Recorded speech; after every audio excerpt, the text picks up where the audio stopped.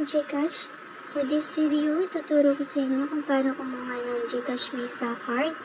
At bali sa akin may nag-text na meron akong free voucher daw.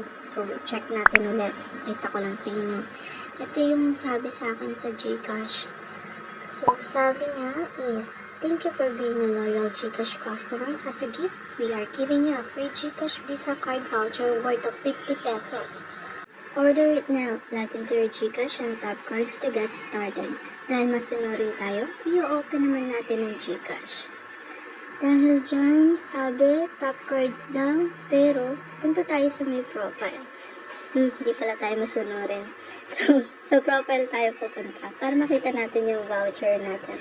So, tap lang natin yung profile dyan. And then, punta tayo sa voucher packets. At ito na yung ating active voucher. At, syempre, click na natin agad dyan. At dito, makikita nyo yung validity ng voucher.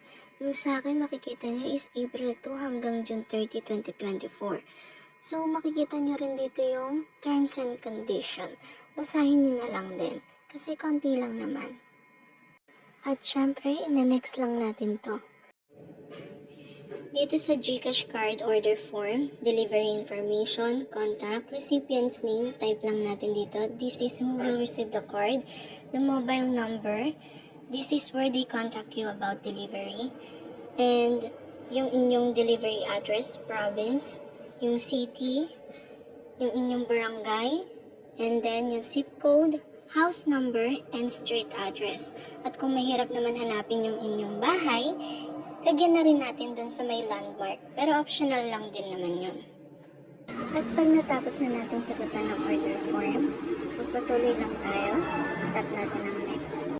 At dito, bago tayo mag-confirm, i-double check muna natin yung delivery information natin. At kung may mali naman tayo, pwede pa natin itong i-edit. At dito, makikita nyo rin po yung card fee breakdown nyo. Ang GCash card po ay 185. Ang delivery fee naman po ay 65. Ang total po natin babayaran is 250 pesos. Pero take note po, kailangan po may laman po yung GCash wallet nyo bago po tayo mag-confirm. Dahil automatic po yan makakaltas sa ating account. At dito makikita nyo yung amount na babayaran natin is 250 pesos. Pero dahil meron tayong ginamit na voucher, discounted tayo ng 50 pesos.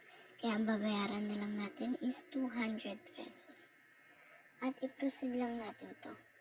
Pagka-proceed natin, makikita nyo dito, medyo nagka-countdown siya dito sa gilid. Makikita nyo, proceed na natin yan kasi baka magulit pa tayo. At dahil order successful na tayo, iintay na lang natin dumating yung card natin. Bali, ako ay taga Luzon, kaya 6 to 8 days ko siya bago makuha. Pero kung kayo ay taga NCR or Visayas, Mindanao, makikita nyo kung ilang days bago dumating sa inyo. And then, itap lang natin yung OK.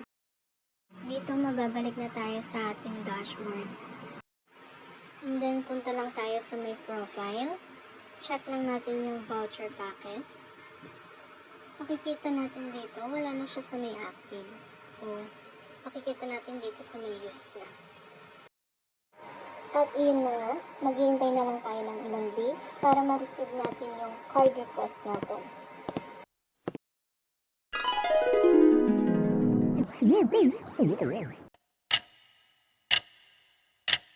At ito na nga mga friend, dumating na yung ating na-request na Visa card from GCash.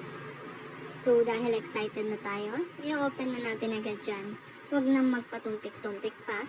And then, let's see what it looks. Yun, dahil excited ako. So, ito, meron na tayong Visa card. At makikita nyo naman, ang ganda talaga ng card. So, I wish na makatulong tong video na to para makakuha din kayo ng sarili nyong GCash Visa card. At sa next kong video, ituturo ko sa inyo kung paano i-link yung inyong GCash Visa card sa inyong GCash wallet. See you guys sa next kong video. Thank you for watching. Don't forget to subscribe, like, and share, and hit the notification bell. Thank you.